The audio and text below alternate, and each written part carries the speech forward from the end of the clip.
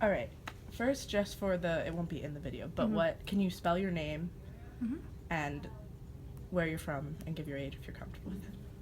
I'll tell you the same age I tell all of my kids. Great. My name is Catherine Tucker. It's Katherine. Tucker, Tucker. I am born and raised in Syracuse, and I am going to be 30 again on Sunday. Great. Wonderful. Happy birthday. Thanks. You're welcome. Okay. So why did you choose to be a teacher? I had a fabulous 6th grade teacher, and it was amazing. And I actually had two teachers. We had a co-teaching thing, and that was new when I was a kid because I'm, only 30.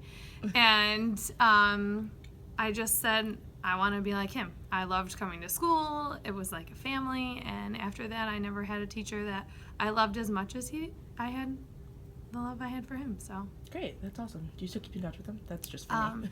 actually, I used to when I was in high school and stuff, and I actually found out that he had cancer and passed away. Oh, I'm sorry to hear that. Yeah. What is your favorite thing about the Syracuse City School District?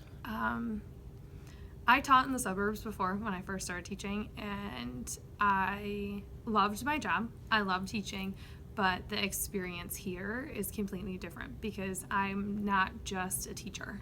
I'm someone's parent, I'm someone's cheerleader, I'm their guidance, and it is just great. And the staff that I work with is fabulous. Everyone is just very supportive, and it is that family environment. How do you kind of ID students like living in the classroom that might have a hard time at home, be living in poverty like that? A lot of our students live in poverty, so it's not necessarily something that is hard to ID. But you'll notice the kids that eat everything that we have for breakfast, whether it's the favorite breakfast or not, or kids that are wearing the same clothes that they wore a couple days, or you can just tell by when we have morning meeting and people are sharing about what they did over the weekend. Sometimes you're sharing things that absolutely could not happen, so you're trying to make your life a little bit better than what your classmates think your life is like. What's kind of, I mean, I know it's a city school, just like a city school, so, but I also, driving here, I saw a lot of really nice houses as well. So what's kind of the breakdown? Do you know? Do you feel like it's a majority of kids? I know that we have 97% are I don't really know, like it's not free and reduced lunch, but they get specifics money, and I can't think of what it's called right now. Yeah, but all the kids that come here not necessarily live around here, because one of the things that the district does is, since our kids do move a lot, they try to keep them in the same schools. So when they start in kindergarten, they go to their home school. But then if their home school started out as Bellevue, but then they move to the north side, they still, as long as they hand in like an address, I shook the table. As long as they hand in something with their address on it, they'll get a bus to be able to come here. That's really wonderful. Because it helps keep that stable environment. You have the same teachers, you have the same routine, rather than, that disjointed, we're going here 1 year and here another year. So. That's great. Do you, what would you see on a typical day between, what behaviorally separates those kids who are having a hard time at home versus the kids who are more comfortable? I don't know necessarily behaviorally. You can tell just in their speaking more. The kids that are more comfortable at home, they're more confident on just sharing in class and speaking up and sharing their opinions, whereas kids whose parents are probably working 2 jobs and not necessarily home all the time, and their parents still care about them, but it's not that constant parent focus. You can just tell they're a little more reserved at the beginning of the year, but it's great. If I had one of the classes, so some of the kids I work with here I had last year too, so you can see the complete difference when I'm in here, just how comfortable they are, and they don't worry about any of that kind of stuff anymore. So how Do you see things change at all in the winter? Because I know, I mean, it's a lot easier to not have money in the summer. Right. Like, in the winter, the only thing that I see change is that kids who live within a mile and a half have to walk to school. So those are our, like, high priority kids that we make sure that they have. We do a hats and gloves. A law firm here in Syracuse actually donates, and we hand those out to the kids. And then we just are very vigilant on making sure the kids who are walkers are having the necessary cold weather equipment, I guess, to get to school. What do you think could help these kids that you don't already have succeed in a learning environment? I mean, if I could have, like, an unlimited budget, Right. I would wish that we could just, I know that there's, like, a school in Harlem that does, I can't think of his name now, but he just starts the kids out basically from when they're babies. If they're going to come to the school, he provides everything that they need.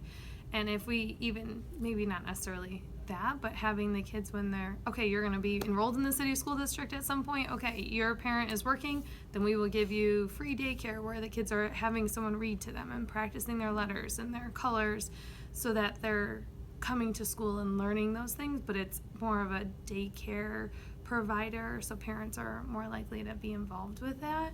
So then, because the vocabulary difference that kids who are, middle class, upper class compared to someone who lives in poverty, that they're behind already. So if we could do something like that, we would be hitting the ground running. So you see a big difference probably at the starting point? Mm-hmm. Yeah, definitely. And you can tell the kids that, because I do coach teachers too, so I was observing in kindergarten, I could tell, and I teach 4th grade, and the little ones make me a little nervous because, they're really needy and they like to hold your hand and they like to sit on your lap, and I'm a personal space type person. But I could tell kids that hadn't gone to pre-K and kids that had, just because of simple, like, when the direction was given to, okay, push your chair in, they're kind of like, oh, okay, that's what I have to do. And okay, let's get in line. That means one person behind the other, and they just need that specific guidance. But then the kids who have gone to pre-K are just like, okay, I'm ready to go. And that's just a simple life skill that they're going to need. That's not even looking at alphabet and colors and letter sounds and all of those other things. So Interesting. Oh, what were those? I looked up those dojo points. How did those work in the classroom? I'd never heard of those before. So Dojo Points, Class Dojo is a free app that you can get, and they're awesome. And we use that to track kids' positive behaviors. So kids, if they're making the right choice, they can earn a PAX point, because we do PAX, good behavior games, also here. And then if they make a mistake, you can get a spleen point. So if you're calling out and you've been warned 3 times, then you would get a spleen point. So it's just basically to get a visual, because they print a dojo donut is what they call it, and it's just a visual circle graph for the kids to see, okay, I earned this many PAX points, so 97% of my week I earned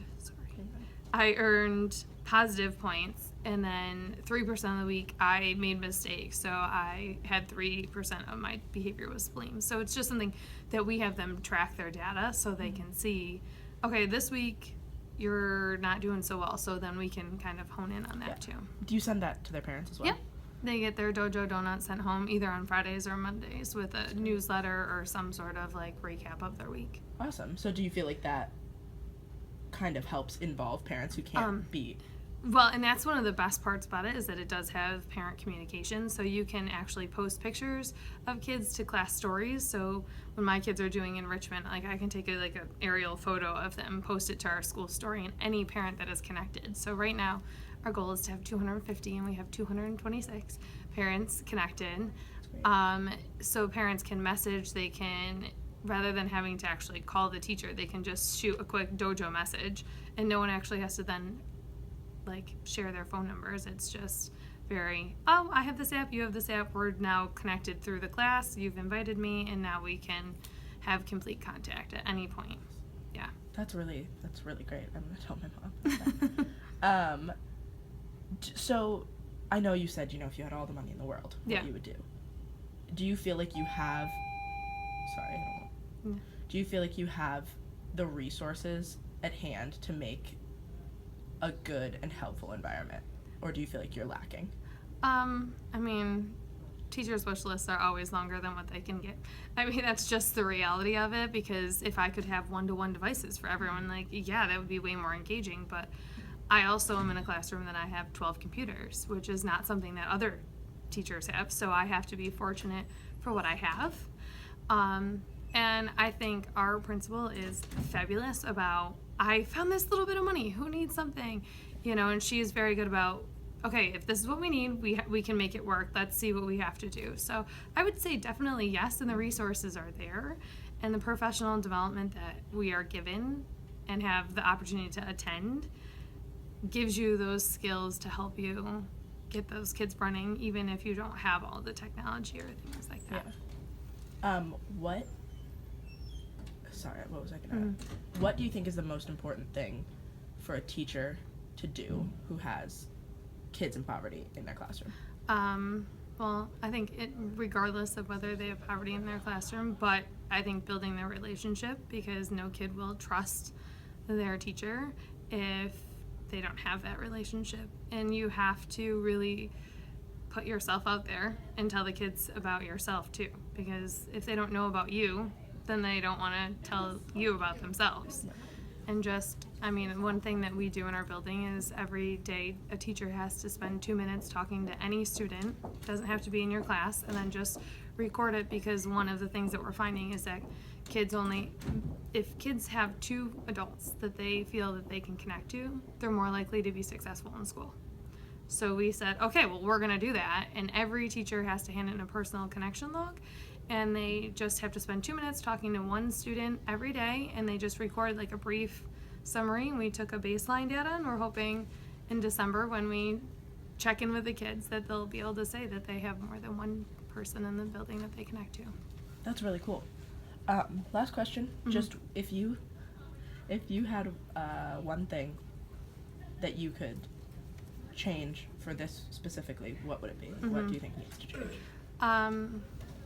I think it needs to start in the community. I think the schools and the teachers do what they can, but it really needs to start in the community, and having parents more involved in their community and just dumping the money back into the community to get the parents to come into schools and to be more involved in just the positive aspects of the community than the negative aspects that are constantly highlighted. Awesome. All right. Thank you.